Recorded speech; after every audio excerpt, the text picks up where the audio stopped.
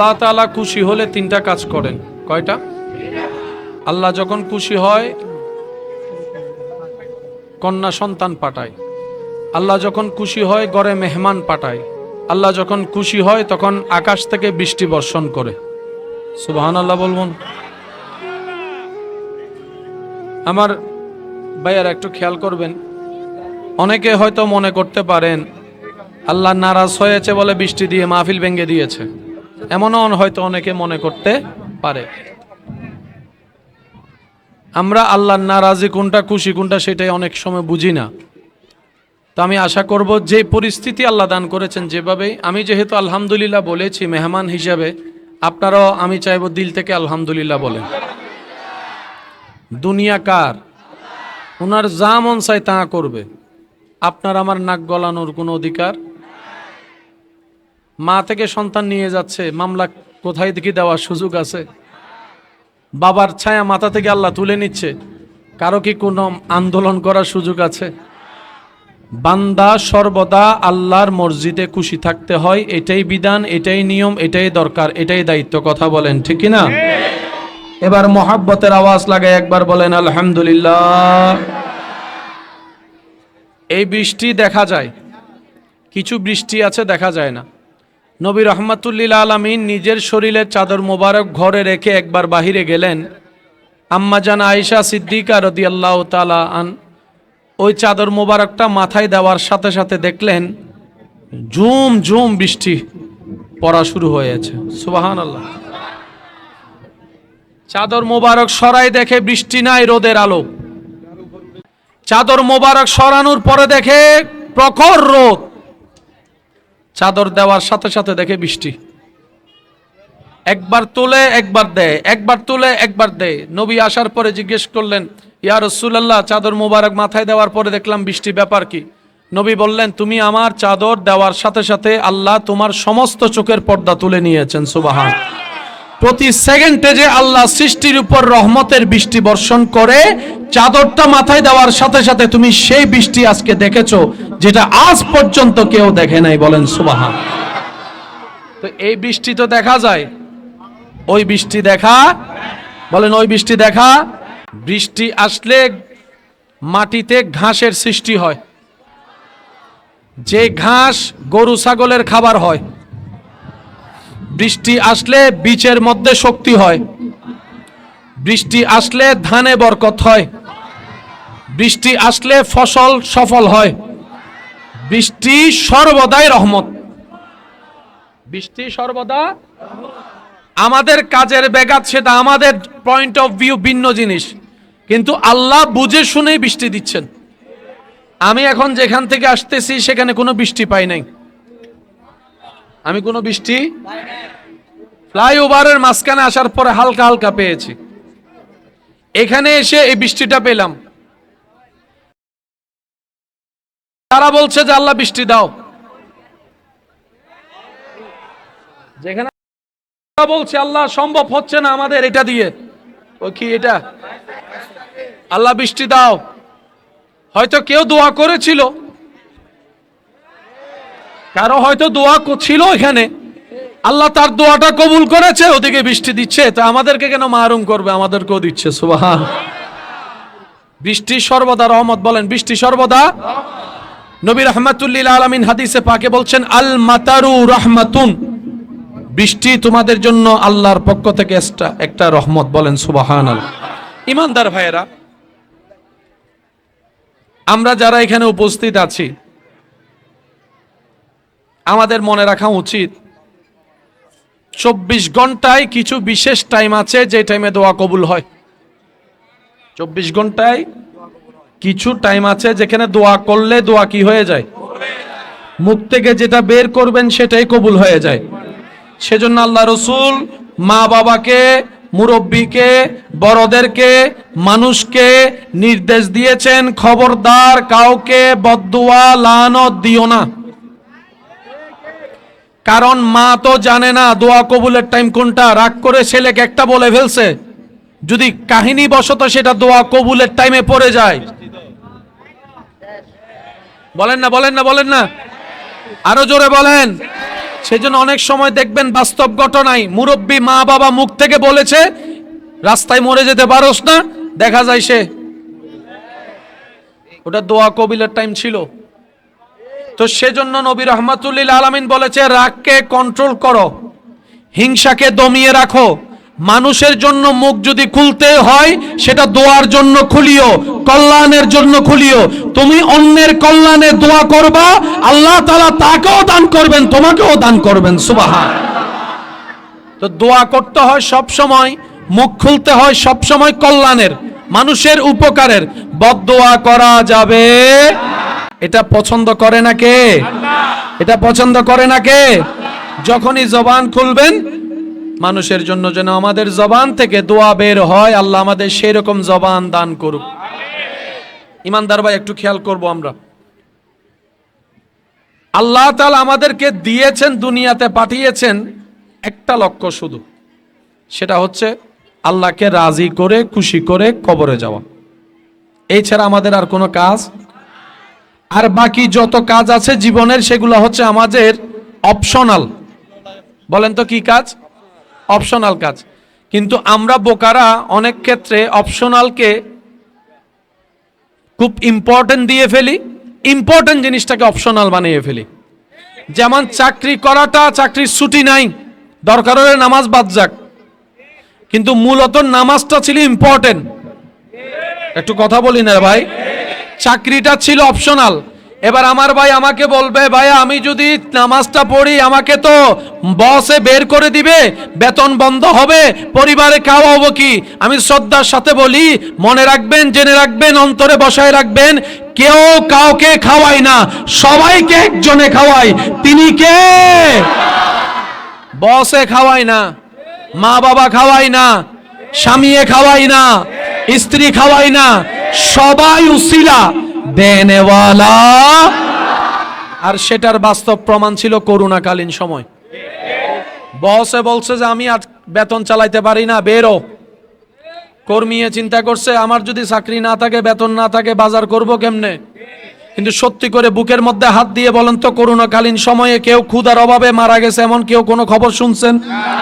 খাবার অভাবে মারা গেছে শুনছেন? আল্লাহ কি খাওয়াইছে কি খাওয়াই নাই?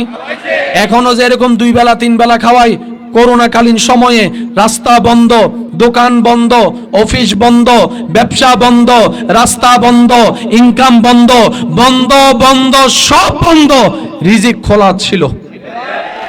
সেজন্য এই কথা মাথায় রাখবেন, চাচা যেটা জ্বালাইলে এখানে ভয় পাওয়ার দরকার নাই। আল্লাহ যদি আপনার রিজিকের দায়িত্ব বাবা চাচা জেডার হাতে দিত তাহলে টেনশন করার দরকার ছিল। আপনার রিজিকের দায়িত্ব তো আল্লাহ নিজের হাতে রেখেছেন, সুতরাং কারোর সামনে মাথা নত করার দরকার। আমরা মাথা নত করব শুধু আল্লাহ, মনে থাকবে ইনশাআল্লাহ। সিডেঙ্গে বাসা থইবেন দে কেউ দান নদারি বাবা আরা কেউদ্দার কেন সিডেঙ্গে হই ফেলন সে কেউদ্দার বস হদ দে সরি তুম বাইরে করে দি মনে হইবেন দে তোমার দার ইয়ার রিজিকুর মালিক এবার উনন বস দামি না কর্মী দামি যদি প্রশ্ন করেন, সে কর্মী সব বাইর করে দেন, মালিক কয়জন আছে দেখি? কর্মী যদি সবাই বলে আমরা কাজ করব না, এদের ইনকাম হতো না। এটা কি এসি রুম ফালাই আইসা আপনার মতো লেবারের কাজ করতে পারবে? তাহলে সে মালিক হওয়ার জন্য কর্মীর দরকার, এটা আমাদেরকে বুঝতে হবে। অহংকার করার কোনো সুযোগই নেই। কর্মীরা যখন পরিশ্রম করে, হ্যাঁ তাদের বেতনের জন্য তারা করে, কিন্তু তারা পরিশ্রম করে প্রোডাকশন দেয় বলে সেটা আপনি বাইরের দেশে বিক্রি করে আপনি ডলার কামাচ্ছেন। কর্মীরাই যদি কাজ না করে আপনি বস হবেন কেমনে? আপনি মালিক হবেন কেমনে? ফ্যাক্টরির মালিক হবেন কেমনে? আপনাকে ফ্যাক্টরির মালিকানার সম্মান অর্জন করতে গেলে কর্মী লাগবে। সেজন্য নবী বলেছেন কর্মীর সাথে সুন্দর আচরণ করো, কারণ কর্মীদের পরিশ্রমের কারণেই দুনিয়াতে তোমরা মালিক বনে বাঁচতে পারো। কথা বলেন ঠিক কিনা? অহংকার করার কোনো সুযোগ বলেন না, দাম দেখানোর কোনো সুযোগ, পাওয়ার দেখানোর কোনো সুযোগ। এবার বলেন বস কয়জন? আরো জোরে। ফ্যাক্টরি কয়টা? ফ্যাক্টরি কয়টা? বস কয়জন? এখান থেকে বের করে দিলে আর কোথাও চাকরি হবে না। বলেন বলেন বলেন বলেন। আচ্ছা কিচ্ছু না করেন, যদি ফান বিক্রি করেন চকলেট বিক্রি করেন? বলেন সত্যি করে, চাকরিতে লাভ বেশি না ব্যবসায় লাভ বেশি? আরো জোরে বলেন, চাকরিতে না ব্যবসায়? আমরা অনেক সময় নিজেকে চিনতে পারি না, জানতে পারি না কি কাজ করলে আমাদের কল্যাণ হয়। আমি পরামর্শ দিব, যে যাই করেন ছোটখাটো ব্যবসায়ী থাকেন, বেশিরভাগ বরকত ব্যবসার ভিতর আল্লাহ রেখেছেন। এবার দেখেন, আপনার আমার নবী ব্যবসা করেছেন কি করেন নাই? আবু বকর সিদ্দিক, ফারুক আজম, ওসমান গনি, মৌলা আলী, ইমাম আজম আবু হানিফা, সমস্ত আল্লাহর প্রিয় বান্দারা কোনো না কোনো ব্যবসায়, কোনো না কোনো ব্যবসায়, কোনো না কোনো ব্যবসায়। তো ব্যবসা কোনটা সবচাইতে উত্তম যদি বলেন, আমি আমার জায়গা থেকে পরামর্শ দিব কাপড়ের ব্যবসা সবচাইতে উত্তম। এখানে লসের সম্ভাবনা, বলে না লসের সম্ভাবনা, কারণ সেখানে কাপড় নষ্ট হওয়ার, 2 দিনের ভিতর বিক্রি করতে না পারলে লস হয়ে যাবে এমন কোনো টেনশন। কাপড়ের বিজনেস সবসময় চলবে। মানুষ যতক্ষণ আছে ততক্ষণ এই বাতের বিজনেস, খাবারের বিজনেস আর কাপড়ের বিজনেস। আমার কথা কি কেউ কষ্ট পেয়েছেন? এটা বলার অর্থ হচ্ছে কাউকে ছোট করা না, আমরা যেন কারো কাছে ছোট না হই। আমরা অনেক সময় নিজের সম্মান বুঝতে পারি না, সেজন্য অনেক সময় মালিকরা 3 মাসের 4 মাসের বেতন না দিয়ে যখন আপনারা আন্দোলন করেন, তারা বলে যে আমার এখান থেকে বাইর হয়ে যাও। আরে বাইর হব কেন? সময় যেগুলা দিয়েছি সময়গুলা দিতে হবে। আরো জোরে বলেন ঠিক কিনা? আল্লাহ রসুল বলছেন, পরিশ্রমকারীর ঘাম শুকানোর আগেই তার বেতন দিয়ে দাও। সুবহানাল্লাহ বলেন। এই রকম বার্তা পৃথিবীতে কর্মীদের জন্য, শ্রমিকের জন্য কেউ দেয় নাই যেটা আপনার আমার নবী দিয়েছেন। সুবহানাল্লাহ। ঘাম শুকানোর আগে, একটু বলি না, ঘাম শুকানোর, ঘাম শুকানোর। বৃষ্টি আছে না? বৃষ্টি আছে না? নমাইতুন সব করে বইতে হন। একবার বলি আলহামদুলিল্লাহ, আর একটু জোরে। ঘাম শুকানোর, যদি আপনি বেতন দেন, কর্মীর পারিশ্রমিক দিয়ে দেন, আপনার জন্য হক আদায় হয়ে যাবে। যদি ঘাম শুকানোর আগে দিতে পারেন, হক আদায় হবে, সওয়াবে সওয়াব হয়ে যাবে, কারণ আপনি নবীর সুন্নতকে আমল করেছেন। বলেন না সুবহানাল্লাহ। আমরা মাথা ঠেকাবো দুনিয়ার কাছে না রবের কাছে? আওয়াজ দিয়ে বলেন, আমাদের রিজিকের মালিক হয় না? আরো জোরে বলেন, রিজিকের মালিক, হায়াতের মালিক, ইজ্জতের মালিক, সম্মান দেওয়ার মালিক, শান্তি দেওয়ার মালিক, প্রশান্তি দেওয়ার মালিক, জান্নাত দেওয়ার মালিক ওই আল্লাহ আছে না নাই? দেখে কি দেখে না? শুনে কি শুনে না? দিতে পারে কি পারে না? খাওয়াইতে পারে কি পারে না? আরে যে আল্লাহ আপনাকে আমাকে মায়ের পেটে খাওয়াইছে, সে আল্লাহ আপনাকে আজীবন খাওয়াইতে পারে না? সাগরের বড় বড় মাছ দেখবেন, তিমি মাছ, সবচাইতে বড় মাছের নাম কি? তিমি মাছের ভিতর অনেক জাত আছে, সবচাইতে বড় জাতের নাম হচ্ছে নীল তিমি। ভাইয়া বলেন কি তিমি? নীল তিমির যেটা আজকে বাচ্চা ডেলিভারি হয়েছে, নতুন বাচ্চা, তার মাথা এই জায়গায়, ফা ওই জায়গায়। সুবহানাল্লাহ করে যায় বলেন, আর একটু আস্তে করে বলেন। সাহেব বসানো দাঁড়ানো সবাই মিলে একবার বলেন তো সুবহানাল্লাহ, আর একটু মহাব্বতের আওয়াজে। আমি প্রথমেই বলেছি অন্য দিনের মতো আজকে স্বাভাবিক হবে না, সুতরাং আপনাদেরকেও সেভাবে প্রস্তুতি নিতে হবে। কথা বলেন ঠিক কিনা? মাথা এই জায়গায়, পা ওই জায়গায়, তাহলে যার মাথা এখানে পা ওইখানে, ফ্যাট কত বড়? মোটামুটি আমরা সবাই তার ফ্যাটের মধ্যে সিবাসিবি করিয়া। ওই তিমির এক বেলা খাওয়ার লাগে 1.5 টন থেকে 2 টন। আর একটু জোরে বলেন। 1 টন থেকে 2 টন, যেখানে আপনি আমি 2 প্লেট খাওয়ার ফরজ। আর নবাড়ির 2 টন খাওয়ার, 1.5 টন খাওয়ার, 1 টন খাওয়ার। এবার তিমি মশাইকে প্রশ্ন করলাম, বাড়ি কই? কয় আন্ডার ওয়াটার। আর আপনারা জানেন মাছ যত বড় তত গভীরে। পুকুরে যত বড় মাছ তত কাতাল মাছ, তেলাপিয়া মাছ, তেলাপিয়া মাছ, চিংড়ি মাছ, কাতাল মাছ, বোয়াল মাছ, মাছ যত বড়। এ বাবা, ওয়া ডাক টাক নইদু সমন্বয় খত হনজের গো হওয়া নজর। কষ্ট নিচ্ছেন, পরিবেশটাই তো ওই রকম, ঠিক না? একবার বলি আলহামদুলিল্লাহ। যত মাছ বড় তত কোথায়? আর পানিতে যারা গোসল করেছেন আমার ভাইয়ের আমাকে একটু উত্তর দিয়ে সহযোগিতা করবেন। পানিতে নিয়ম দেখবেন, যত ডুব দিয়ে নিচে যাবেন পানি তত কানকে চাবে। অনেকে আছে এখানে ওই বড়শি ছাড়া জাল ছাড়া মাছ ধরে ফেলতে পারে ডুব দিয়া, এমনি এমনি আছে আছে। তো পানিতে যখন ডুব দেয় তখন এই পানিগুলা তাদের চাপে। কিছুদিন আগে শুনেছেন টাইটানিক দেখতে গিয়ে ওই মেশিনটা ফাইটে গেছে কিভাবে? পানির প্রেসারে। যত বড় মাছ তত গভীরে। তিমি মাছ যে এরিয়াতে থাকে সেখানে সাবমেরিনও যাইতে পারে না। সুবহানাল্লাহ, আরো জোরে। যাদের আমার মতো গুনাহ বেশি, সওয়াবের দরকার বেশি, তারা বলেন সুবহানাল্লাহ, আরো জোরে। যেখানে তিমিদের অবস্থান যে লেয়ারে, এখানে সাবমেরিন যেটা পানির নিচে চলে সেটাও যেতে পারে না। এবার তিনি তিমি মামারে জিজ্ঞেস করেন, মামা চাকরি কি? কয় চাকরি কি? ব্যবসা কি? কয় ব্যবসা নাই। মা বাপ কই? কই জানি না। দোকান টোকান আসেনি? কই সেটাও নাই। আজকে খাইছেন? কয় টাইমে টাইমে খায়। তিমি মামা বলে, তোদের খাওয়াই লেট হয়, আমাদের খাওয়াই লেট হয় না। তোদের বাজারে গিয়ে বাজার করে রান্না করে খেতে হয়, আমাদেরটা টাইমে টাইমে চলে আসে। সুবহানাল্লাহ বলতে থাকেন। টাইমে টাইমে চলতে চলে আসে। তিমি মামা আমাদের এক বেলা খাবার অবর্জন করতে যা পরিশ্রম করতে হয়, কত জনের তেল মারতে হয়, কত জনের ফার্ম মারতে হয়, কত জায়গায় দৌড়াতে হয়।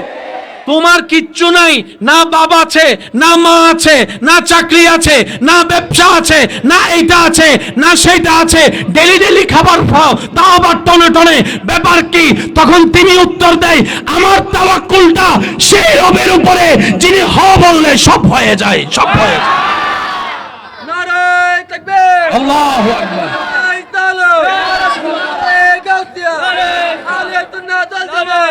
উচ্চ আওয়াজ একবার বলেন মারহাবা, আরো জোরে বলেন মারহাবা। একটা সন্তান দুনিয়াতে আনতে একজন মায়ের কেমন লাগে সেটা শুধু মারা জানে। কোন পুরুষ জাতি সেই কষ্ট কল্পনা করেও পৌঁছাতে পারবে।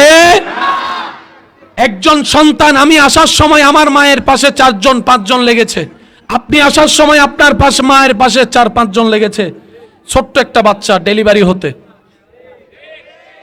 আমি যখন দুনিয়াতে, আপনারা যখন আমরা দুনিয়াতে আসছি, কয় হাত ছিলাম? 2 বিগত 1 হাত। বলেন না, বলেন না ভাইয়া। আমাদের সাইজ কতটুকু ছিল? 1 হাত। এই 1 হাতওয়ালা আসতে কত কিছু। আর ওদিকে জঙ্গলের মধ্যে হরিণে বাচ্চা ডেলিভারি করতেছে একা একা। সুবহানাল্লাহ। আমি শুনি, আমি কি আপনাদেরকে বুঝাতে পারছি কিনা জানি না ভাই। যদি বুঝতে পারেন তাহলে সুবহানাল্লাহ বলেন। হরিণ মা একা, বাচ্চাটার আবার শিং লম্বা। হাতির যেটা ছোট বাচ্চা সেটাও মোটামুটি আমাদের সাইজের মতো।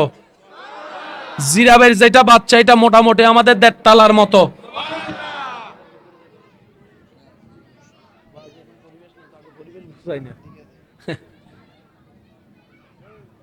কি জানি বলতেছিলাম তো ভুলে গেছি।